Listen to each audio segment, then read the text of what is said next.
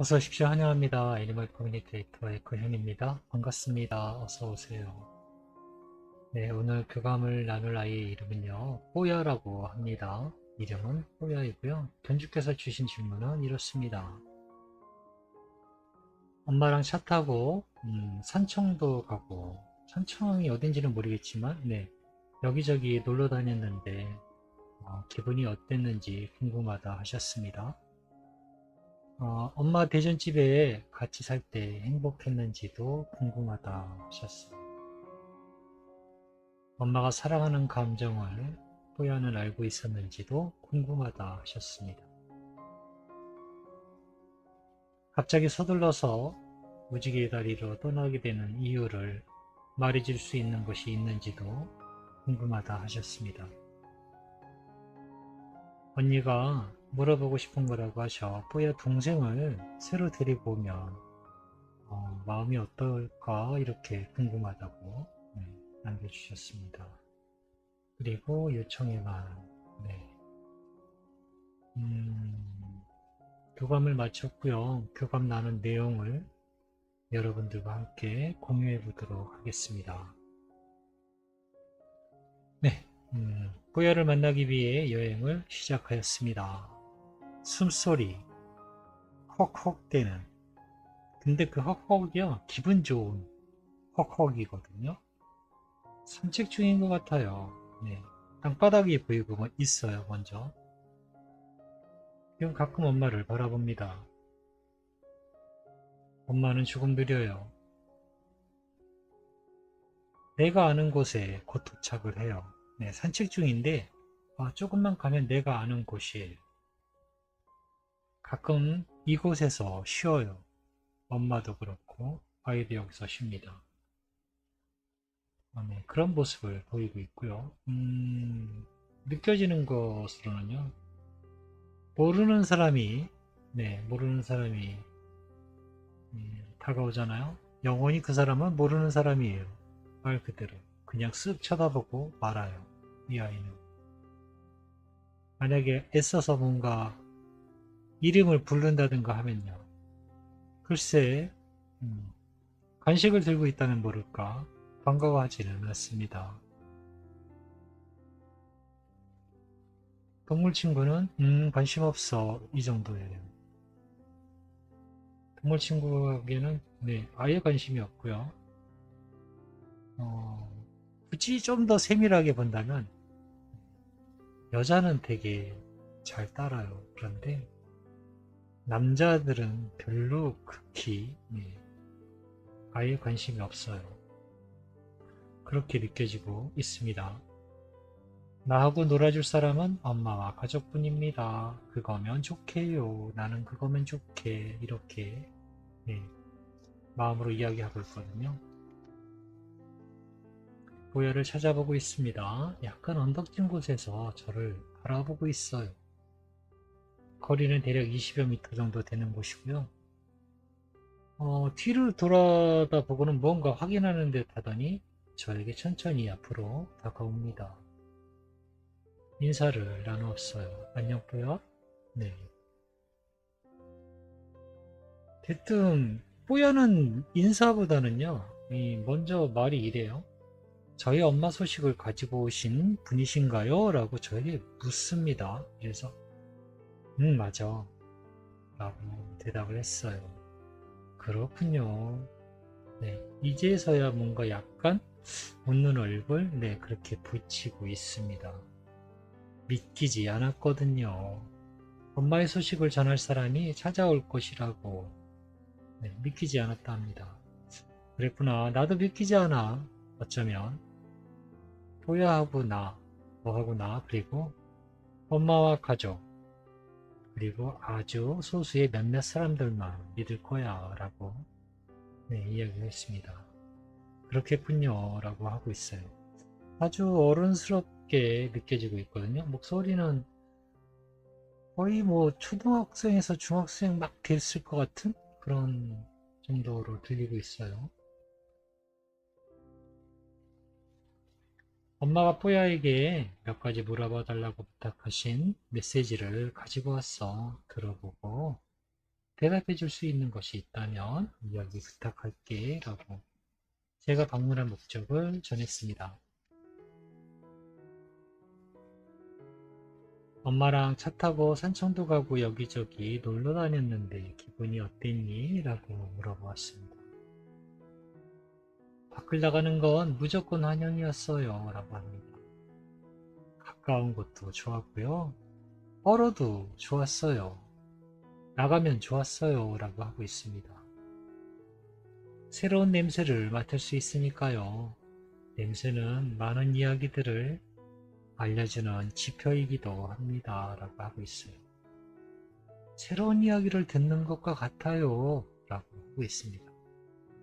네, 새로운 이야기들을 듣는 것 같다. 밖을 산책하고 밖을 나가게 되면요, 새로운 이야기를 듣는 것과 같다고 합니다. 그래서 기분이 좋았다고 하고 있어요. 대전에 엄마 집에 같이 살 때 행복했을까? 라고 물어봤습니다. 행복한 것과 기다림을 동시에 갖는 시간이었습니다. 난 늘 기다렸어요. 그리고 날 달래는 엄마가 있어서 한편으론 행복하기도 했고요. 라고 하고 있습니다. 네. 무언가를 기다렸다라는 느낌을 많이 받고 있는데요. 네, 그 느낌을 떨칠 수가 없어요. 기다렸다라는 느낌. 네. 그런데 달래주고 엄마는 많이 달래줬다라고도 하고 있고요. 엄마가 사랑하는 감정을 알고 있었을까? 라고 물어봤습니다. 어떻게 모를 수가 있어요? 모든 것으로부터 이야기하고 있는 걸요 라고 하고 있습니다. 엄마의 목소리, 나를 감싸는 손길, 그 느낌, 바라보는 시선, 엄마 자체가 사랑으로 이루어져 있는데 그 사랑을 계속 나타내고 있는데 어떻게 모를 수가 있어요? 엄마만 모르나 봐요 라고 합니다. 엄마는 사랑입니다. 사료나 간식을 줄 때도 내가 먹고 있으면 엄마는 사랑스러운 눈빛으로 나를 바라보고 있어요. 밥과 간식은 내가 먹고 있는데 그 옆에서 엄마는 열심히 사랑을 바라고 있어요. 엄마는 모르셨나요? 나를 부르거나 만질 때 엄마는 빛나고 있었어요 라고 합니다. 아이의 눈에 엄마는 빛나고 있었다 합니다. 특히나 아이에게 관심을 갖고 모든 것을 행할 때 빛이 나고 있어서 알 수 있었다 합니다. 갑자기 서둘러서 무지개 다리로 떠난 이유를 말해줄 수 있니? 라고 물어보았습니다. 아니요, 알지 못해요. 나의 몸이 버티지 못한 것 외에는 달리 설명할 수 없어요. 라고 하고 있습니다. 네. 호야 동생을 새로 데리고 온다면 어떨까? 언니가 물어보고 싶은 거라고 하셔. 라고 물어봤습니다. 저 대신이라고 하면 싫을 것 같아요. 라고 합니다. 동생이라고 하니까 뭐 그냥 그 정도라면 이해해 줄 수 있을 것 같습니다. 라고 하고 있어요. 저 때문에 언니가 그런 생각을 들게 했다면 내가 좀 더 오래 옆에 있었어야 했는데 하는 아쉬운 마음이 있어요. 라고 합니다. 그 마음은 너의 탓이 아니야. 그건 누구의 탓도 아니야. 라고 전했습니다. 동생이 온다면 언니는 분명 더 행복해질 수 있을 거예요. 라고 하고 있습니다. 너무 행복해서 나를 잊지 않았으면 좋겠어요. 라는 말도 저에게 전해주었습니다.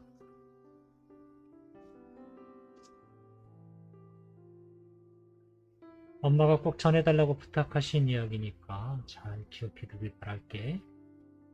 병원에 있던 시간들은 엄마랑 언니가 어떻게든 뽀야를 살리고 싶어서 그랬던 거니까 이해해달라고 하셨어 라고 전했습니다. 병원이 어떤 곳인지 저도 알고 있어요. 그렇기에 내가 그곳에 있는 이유를 알고 있었습니다. 사실 저는 많이 미안했어요.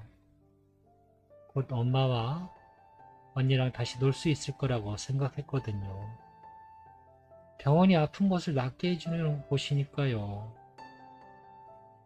그런데 좀처럼 나아지지 않아서 내가 뭘 잘못한 걸까 하는 생각에 잠시 힘들어했던 것 같아요 라고 합니다. 주사도 얌전히 맞았는데 라고 하면서요. 나를 병원에 둔 이유를 알고 있습니다. 그 일로 마음에 슬픔을 두지 않으셔도 좋아요, 괜찮아요 라고 하고 있습니다.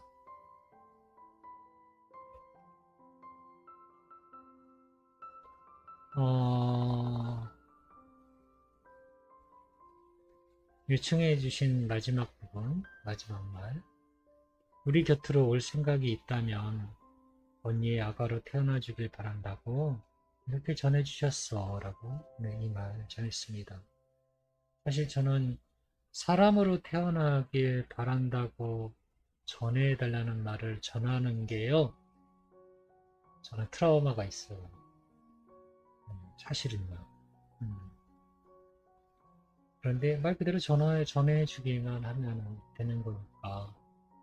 아기는 또, 이 아이는, 뽀야는 또 다른 생각을 갖고 있는지도 알 수 없는 부분이라, 저는 사실은 전하고 싶지는 않았지만, 의뢰받은 내용이고, 그래서, 이제 전하게 된 건데, 대답은 이렇습니다.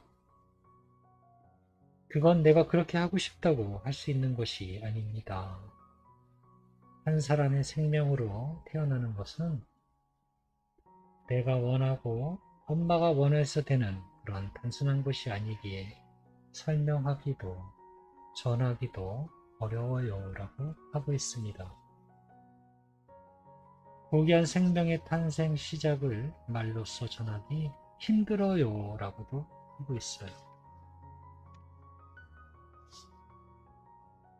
사람으로 지구별로 돌아가는 것이 단순히 내가 원해서 되는 것이 아님을 이해하셔야 해요 라고 하고 있습니다. 단순히 말해서 그래야 하는 이유도 분명 있어야 해요 라고 하고 있어요.